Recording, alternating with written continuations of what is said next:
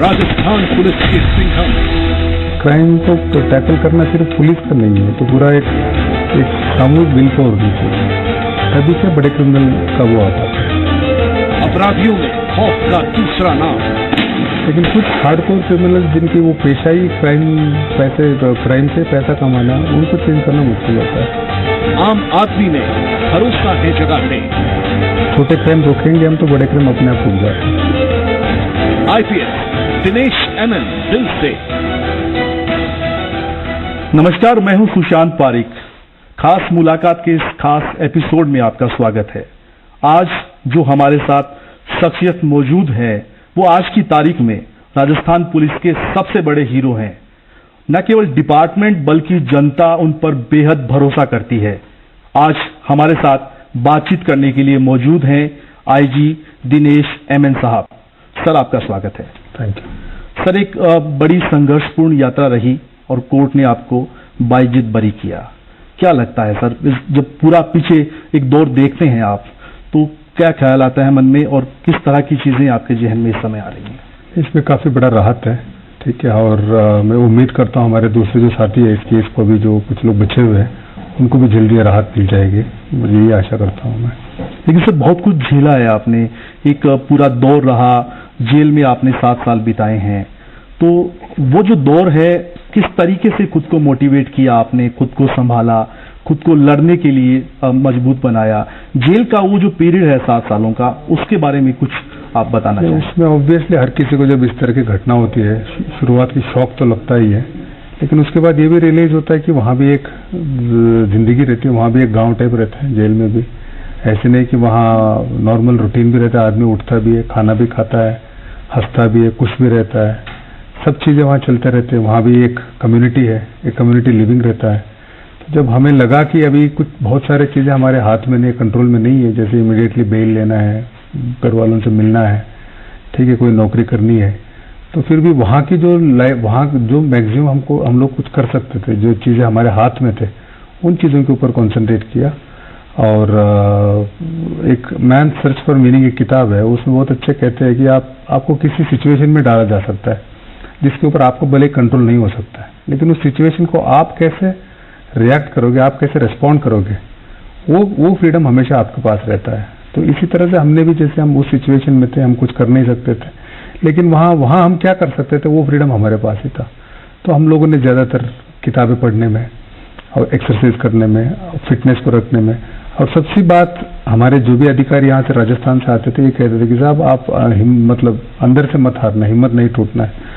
वो उस बात को भी ध्यान रखा, और हमेशा एक होप था, उम्मीद था कि किसी न किसी दिन ये सब चीजें सही होंगे और लाइफ नॉर्मल होगा। उस उम्मीद है ना, उस उम्मीद को कभी छोड़ा नहीं। अब जब तक होप रहता है, तो मुझे लगता है कभी हम जब होप, तो कभी कोई प्रॉब्लम नहीं आता। जिस दिन हम होप छोड़ देते, उम्मीद छोड़ देते, उस दिन से सारे फ्रस्ट्रेशन, सारे जो डिप्रेशन, सब वहीं से चालू होते हैं। सर, बतौर एसपी जिलों में बहुत अच्छा काम रहा आपका, जनता बहुत पसंद करती थी, लेकिन वो दौर जब आया, जब गिरफ्तारी हुई, तो कितना मुश्किल समय था वो, जब आपको लगा कि अब आपको जेल में जाना पड़ेगा, जेल की जिंदगी बितानी पड़ेगी।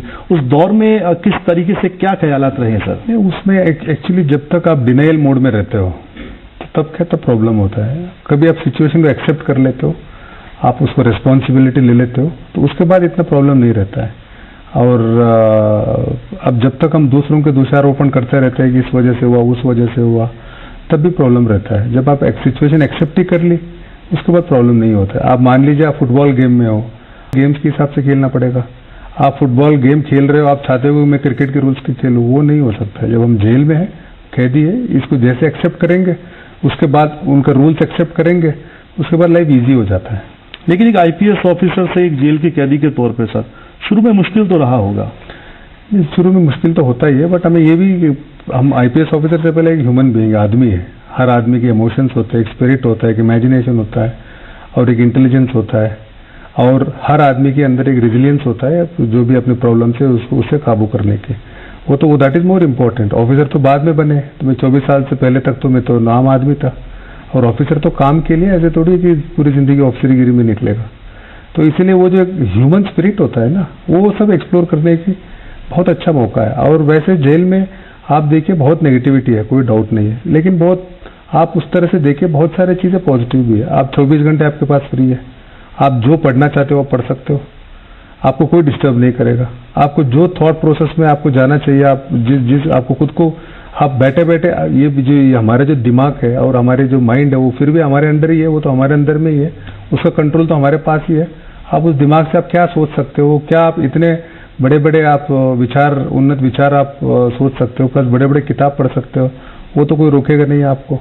तो जैसे मैं जब भी दोस्तों टॉल्स्टॉय बड़े बड़े किताब पढ़ता था, तो मतलब वो ऐसा था कि उनके साथ जी रहे, हम उनके साथ जी रहे। जैसे हम जेल को भी एस्केप कर गए, हम जेल से भी बाहर निकल गए, जेल में भी नहीं रह रहा था मैं। जेल की दुनिया को स्वीकार कर लिया था आपने? स्वीकार भी कर लिया था, लेकिन जब आप अच्छी किताब पढ़ रहे हो, आप कोई टॉल्स्टॉय की वॉर एंड पीस पढ़ रहे हो, तब तो आप उस दुनिया में चले गए, आप उस कैरेक्टर के साथ जीते हो। आप यानी वहां भी एक अलग भूमिका में, एक अलग किरदार में आते, वहां से आप एस्केप हो जाते हो। ठीक है, तो जेल में हमें मतलब ऐसे हम कोशिश किया कि वहां की जो जेल की परिस्थिति में एस्केप करके खुद की एक माइंड इज वेरी फर्टाइल होता है, हमारा इमेजिनेशन है हमारे पास, सब कुछ हमारी ताकत है। आप अच्छे किरदार, आप अच्छी किताब पढ़ते हो तो आप उस ऑथर के साथ जीते हो, उस कैरेक्टर के साथ जीते हो आप। उस तरह से हमने एस्केप किया। और एक ये भी सही है कि आप एक रास्ता जब बंद होता है दूसरा रास्ता खुल जाता है। हमें बाहर नहीं जा सकते थे, घूम नहीं सकते थे, अधिकारी के तौर पर काम नहीं कर सकते थे, लेकिन एट द सेम टाइम खुद की हेल्थ बहुत अच्छे, हम फिटनेस और वो कर सकते थे। जितने देर चाहूँ मैं प्राणायाम करूँ, मेडिटेशन करूँ, योगा करूँ, और जितना देर चाहे मैं किताबें पढूं, उसको रोक टोक नहीं था। तो वहाँ की एक वो दूसरा फ्रीडम होता है। उस फ्रीडम बहुत सारे लोग अब जैसे रिलैक्स करने के लिए क्या करते हैं, रिलैक्स करने के लिए कहीं फार्म हाउस में, रेस्ट हाउस में चले जाते हैं, क्या करते हैं, क्या किताब लेके पढ़ बैठ जाते हैं, वो भी तो रिलैक्सेशन है। तो हमने उसको जो पॉजिटिव उस सिचुएशन में था उसके ऊपर कॉन्सेंट्रेट किया। बहुत नेगेटिव थे, लेकिन कोशिश किया कि उन चीजों के ऊपर कॉन्सेंट्रेट करें। तो दूसरा आपको बड़ा समय है सर वो किताबें पढ़ने में, जिमिंग में, जो ध्यान है, योगा है, उनमें ज्यादा बीता था? उनमें ज्यादा बीता। दूसरा, आप हमेशा आप देखिए, अगर 20 किलोमीटर की एक रास्ता है आपको तय करना है रात को, अंधेरी रात को, आपको 20 किलोमीटर तक की रोशनी की जरूरत नहीं होती है। आपको एट ए टाइम एक ही कदम तो आप रखो, स्टेप बाय स्टेप, आप एक स्टेप, तो आपको तो रोशनी सिर्फ अगले स्टेप के लिए चाहिए। उसके लिए एक छोटा टॉर्च होगा ना आपके पास, उससे भी आप पूरे 20 किलोमीटर आप तय कर लोगे। हमने भी वही किया। हमने हर मतलब लिविंग इन प्रेजेंट, हर दिन, उस दिन कैसे काटना है हमें, उसके ऊपर कॉन्सेंट्रेट किया। आगे 10 दिन बाद क्या होगा, 1 महीने बाद क्या होगा, 20 दिन बाद क्या होगा, उसके ऊपर इतना कॉन्सेंट्रेट किया नहीं है। और दूसरा ये है कि जब हर सिचुएशन का एक अपॉर्चुनिटी भी रहता है, इंग्लिश में कहते हैं opportunity and adversity, her situation का एक अपॉर्चुनिटी रहता है। हमें उसी में कॉन्सेंट्रेट करके उसी पे ध्यान दोगे तो क्या हम नेगेटिविटी में नहीं जाएंगे।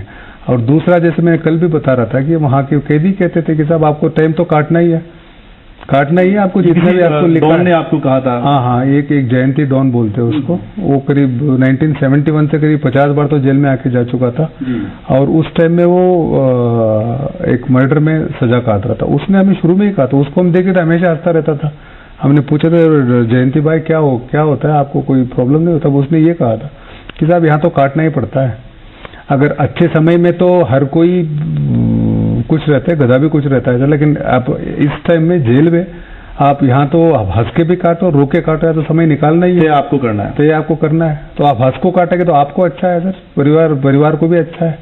आपको दुखी देखेंगे तो उनको भी वो मतलब अच्छा नहीं लगता है। आप देखिए हर सिचुएशन में अपने आप फिलॉसफी निकल जाती है।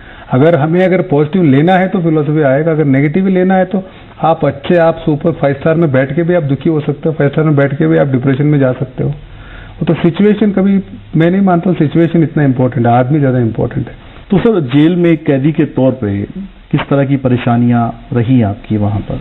वहाँ शुरू में नॉर्मल जो फिजिकल डिस्कम्फर्ट है वो होते हैं शुरू में। जैसे आपको जो खाना चाहते हो वो नहीं मिलेगा, आपको सोने के लिए कॉट नहीं मिलेगा, बोला एसी नहीं मिलेगा, ये तो शुरू की डिस्कम्फर्ट्स है।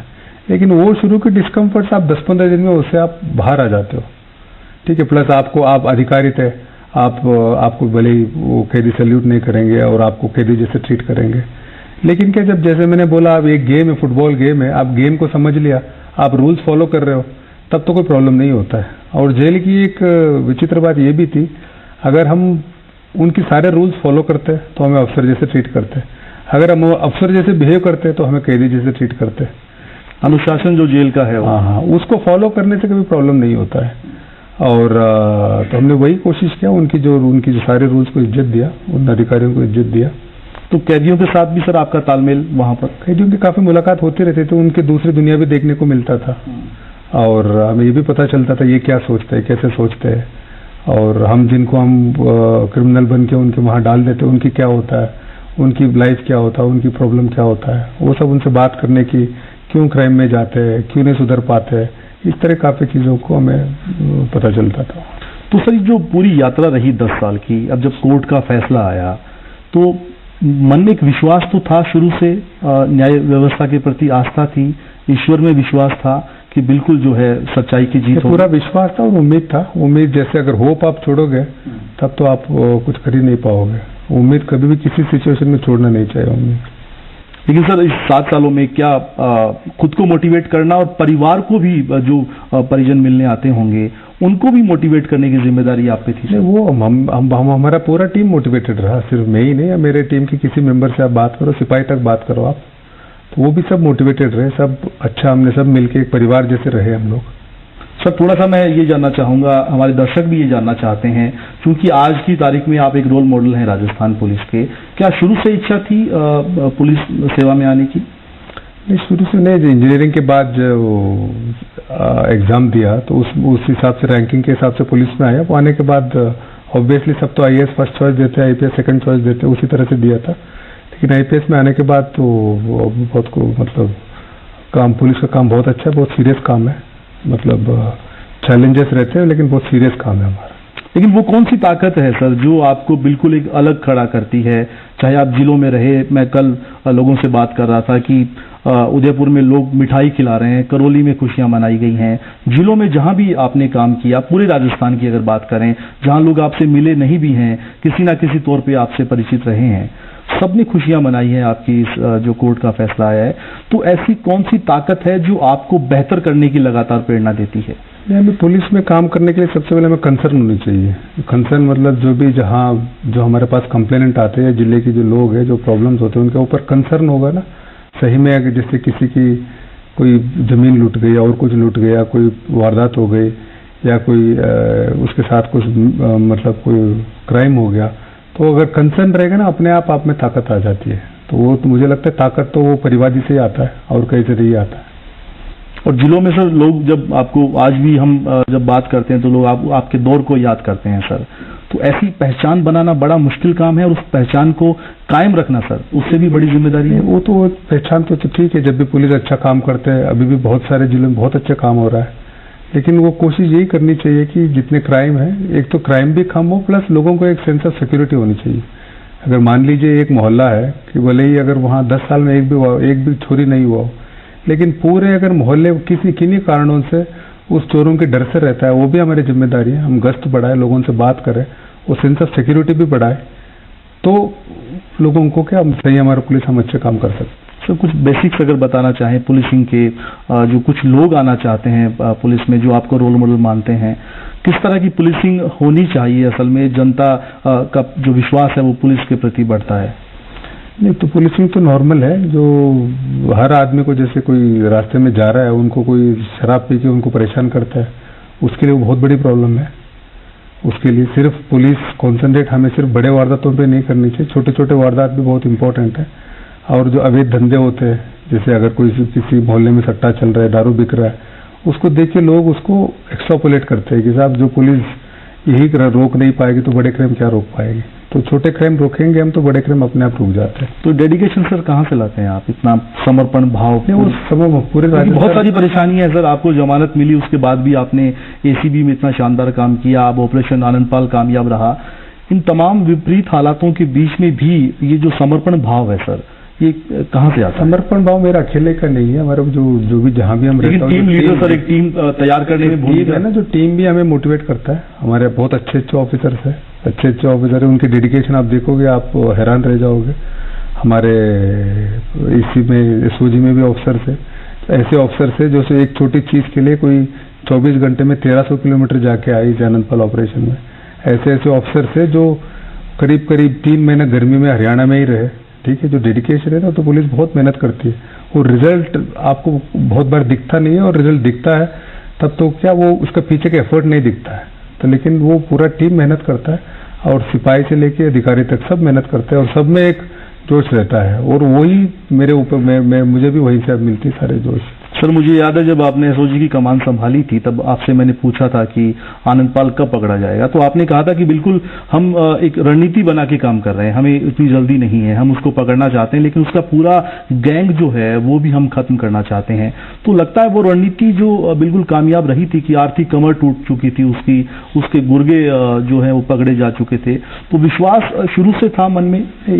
जब भी जो गैंग जैसे आनंदपाल हो कोई भी गैंग हो तो उसमें पुलिस ही नहीं पूरी ये तो सरकार का विल पावर होता है। और जैसे इसमें जब प्रॉपर्टी जब्त हुआ तो प्रशासन ने बहुत मदद किया और जब बेल लगे कुछ हार्डकोर क्रिमिनल्स की सुप्रीम कोर्ट तक पुलिस गई, बेल और नहीं होने दी तो कोर्ट्स ने मदद की, लीगल अथॉरिटीज ने मदद की। उसमें सबका विल पावर होता है। क्राइम को टैकल करना सिर्फ पुलिस का नहीं है, तो पूरा एक सामूहिक विल पावर होनी चाहिए, तभी क्या बड़े क्रिमिनल का वो आ पाते हैं। लेकिन सर अब सीबीआई जांच अगर होती है तो एनकाउंटर बिल्कुल फेयर है। कल अजीत सिंह जी डीजीपी बनने के बाद भी यही बात उन्होंने दोहराई थी। कहीं कुछ जो है बिल्कुल अगर किसी के मन में शंका है, संदेह है तो वो दूर हो जाएगी सीबीआई जांच। बिल्कुल सही है, वो तो साहब ने बिल्कुल सही कहा। जो भी मौके पे जाके देख के आएंगे वो यही कहेंगे। ठीक है, तो हमारी टीम बिल्कुल हर जांच के लिए तैयार है। सर एक चीज और, ये थोड़ा आपकी जो सुपर कोप की जो इमेज है उससे थोड़ा सा हटके ये जानना चाहते हैं कि क्या शौक रखते हैं सर पर्सनल लाइफ में, निजी जिंदगी में? क्या टीवी देखना पसंद करते हैं, क्रिकेट मैच खेलना पसंद करते हैं? पढ़ने का तो एक शौक आपका रहा है, निजी जिंदगी पढ़ने के अलावा मेरे को तो गेम्स में इंटरेस्ट है। मुझे कभी टेनिस खेल लेता हूँ, कभी स्विमिंग कर लेते, जिम कर लेते, पिक्चर देख लेते, टीवी देख लेते परिवार के साथ, कभी घूम लेते। तो नॉर्मल आप जो रखते हो उसी तरह के शौक है। और सर कई बार आपसे बातचीत में ये भी हमने जानना चाहा या आपने बताया हमें कि कोटा में जैसे सुसाइड के मामले सर बढ़ते हैं लगातार, कोचिंग सेंटर का जो तनाव है, प्रदेश के दूसरे जिलों में भी जो यूथ है वो फ्रस्ट्रेशन में आ जाता है, तो किस तरीके से पुलिस की एक भूमिका हो सकती है सर यूथ को प्रॉपर तरीके से गाइड करने में? नहीं, अब हमेशा हम क्या सोच लेते हैं, एक फेल्यूर, एक मिसहैप वो हमारी पूरी लाइफ डिसाइड कर लेता है, ऐसे हम समझ लेते हैं, तभी प्रॉब्लम होता है। फॉर एग्जांपल देखिए, अब आईआईटी के लिए जो लड़के कोचिंग कर रहे हैं, अगर आईआईटी में मार्क्स कम मारे, आईआईटी नहीं भी हुआ, उससे जिंदगी रुक जाता है क्या? कितने हम सब में कितने लोग तो आईआईटीएन है, जरूरी नहीं कि हर आदमी आईआईटीएन बने। हम इसको इतना बोझ अगर डाल देते खुद के ऊपर, अगर ये नहीं है तो मेरी जिंदगी नहीं, वो गलत है। और हमेशा फेल्यूर वो अल्टीमेट स्टेप नहीं है, failure is not and. Failure के बाद उसको बहुत आप पॉजिटिव में ले सकते हो। हर फेल्यूर से आप जो सीखोगे lesson they are more important. उसके बाद भी एक जिंदगी है। आप कोई अगर कहीं भी फेल्यूर हो जाए उसके बाद भी जिंदगी है। आप कहीं भी आप अच्छे आप किताबें देख लेना, अच्छे इंग्लिश मूवीज देख लेना, उसमें यही दिखाते हैं कि कितने बार हम गिरते हैं वो इम्पोर्टेंट नहीं है। हम 1000 बार गिर सकते हैं, लेकिन गिरने से कोई प्रॉब्लम नहीं है, लेकिन हर बार गिरने के बाद उठना चाहिए। और हमें ये इतना कोई हमारे ऊपर वो नहीं कर लेना चाहिए कि साहब एक बार में फेल्यूर हो गया तो लोग क्या कहेंगे, दुनिया क्या सोचेगी, वो इतना इम्पोर्टेंट नहीं है। खुद अपने मन में अपने बारे में, अपने सिचुएशन के बारे में क्या सोचता हूँ वो ज्यादा इम्पोर्टेंट है। तो आधे से ज्यादा लोग तो यही सोचेंगे अगर मेरा फेल हो जाएगा तो मैं वापस जाऊंगा, कोई लड़का बिहार से आया है, कोई यूपी से आया है, वो मैं बाहर जाऊंगा, घर वाले क्या सोचेंगे और वो क्या सोचेंगे, वो इतना इम्पोर्टेंट नहीं है। तो तुम क्या सोचते हो? और ये अल्टीमेट नहीं है। ये जिंदगी 20-22 साल के लड़के रहते हैं या 18 साल के लड़के, एक आईआईटी नहीं हो तो क्या हुआ, बहुत है जिंदगी। बहुत सारे लोग बिना पढ़े भी तो इतने ऊंचाई तक जाते हैं। तो इसलिए आप बहुत लोड नहीं लेनी चाहिए, बहुत इतना सीरियसली नहीं लेनी चाहिए अपने फेल्यूर को। Failure is part of life and failure is stepping stone.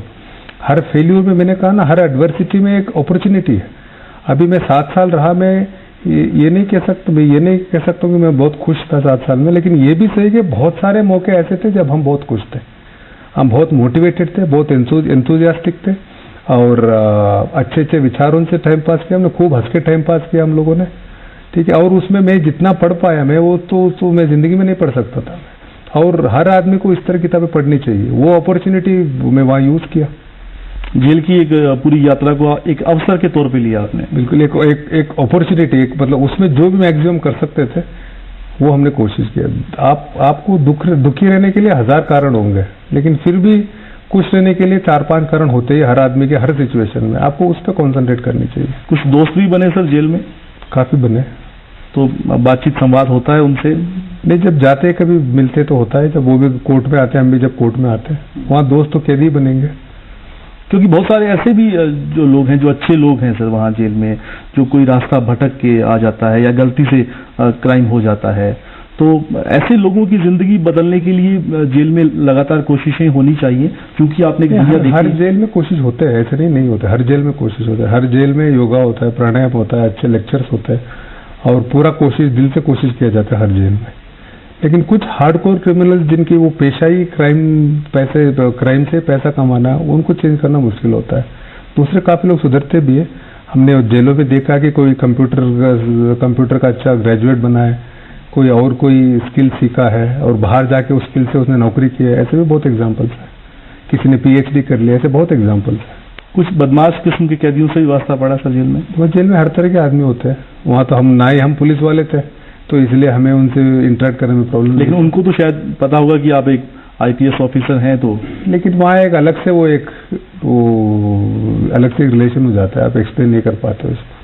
लेकिन सर आपकी इच्छा है कि आप उस पूरी यात्रा पे, संघर्ष का दौर रहा है, उस पर किताब लिखें, तो आगे जब भी मौका पड़ेगा देखेंगे। किताब लिखने का मन तो है सर आपका? अभी नहीं, आगे देखेंगे। सर एक आखिरी सवाल, अब किस तरीके से आप जो आगे की जो अपनी यात्रा है बतौर पुलिस ऑफिसर, किस भूमिका में देखना चाहते हैं खुद को? नहीं, पुलिस में हमारे लिए हर जॉब और हर पोस्टिंग इम्पोर्टेंट है, ठीक है। ऐसे कोई प्लानिंग होती नहीं है। अब जहाँ है वहाँ बहुत काम रहता है, तो जो काम है उसमें अच्छा करेंगे। फिर भी कुछ जो लोग पुलिस में आना चाहते हैं सर, खासतौर पे यूथ, उनके लिए क्या मैसेज? क्योंकि आपका मैसेज उनके लिए बहुत इंपॉर्टेंट होगा। अगर पुलिस में आते हैं, सेलेक्ट होते हैं, तो किस तरह की भूमिका उनकी समाज के प्रति रहनी चाहिए? नहीं, उनको सबसे पहले मैंने कहा ना, एक ही क्वालिटी चाहिए पुलिस ऑफिसर को, एक कंसर्न होनी चाहिए। कंसर्न मतलब एक एम्पैथी बोलते हैं, कंसर्न एम्पैथी होनी चाहिए। तो वो एक क्वालिटी है। दूसरी क्वालिटी अपने आप हम जुड़ जाएंगे। तो 2 बेटियां हैं, बेटियों को पुलिस सेवा में भेजना चाहते हैं, क्या सोचते हैं? उनको वो जो इंटरेस्ट है वो करेंगे। ऐसा कुछ अभी मन में ख्याल नहीं है सर? ये है IG दिनेश MN साहब। हमने दिल से सवाल किए और इन्होंने बिल्कुल जवाब जो है दिल से दिए हैं। इस खास मुलाकात को देखने के बाद निश्चित तौर पे बहुत सारे युवा ऐसे होंगे जो इनके जीवन से प्रेरणा ले सकते हैं, और बहुत सारे ऐसे पुलिस अधिकारी कर्मी होंगे जो पुलिसिंग को बेहतर बनाने की दिशा में काम कर सकते हैं। आज के लिए इतना ही। नमस्कार, जय हिंद। IPS दिनेश MN दिल से।